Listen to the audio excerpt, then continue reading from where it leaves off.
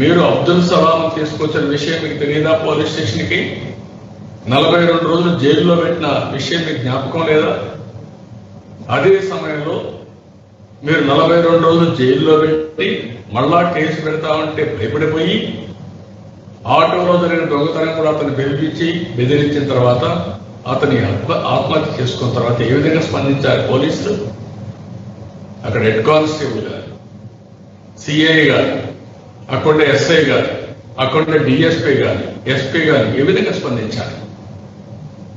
అది ఆత్మహత్య కింద క్రియేట్ చేశారు.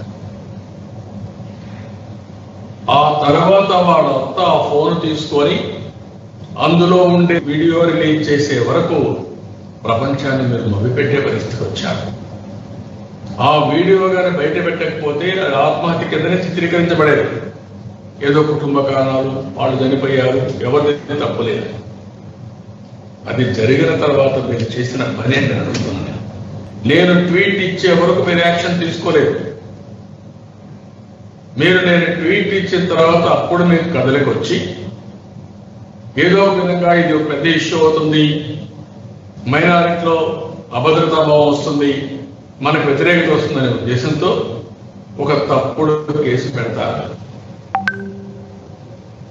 ఒరిజినల్ గా మీరు చూస్తే ఆ కేసులు పెట్టినప్పుడు ఏదైతే మనం చూసినప్పుడు 174 సిఆర్పిసి పెట్టి రైల్వే పోలీసులు కేసు బుక్ చేస్తే దాన్ని మీరు ఆర్డర్ చేసి 323, 324 కేసు పెట్టి తర్వాత వాళ్ళ మదర్లో ఎవరైతే ఉందో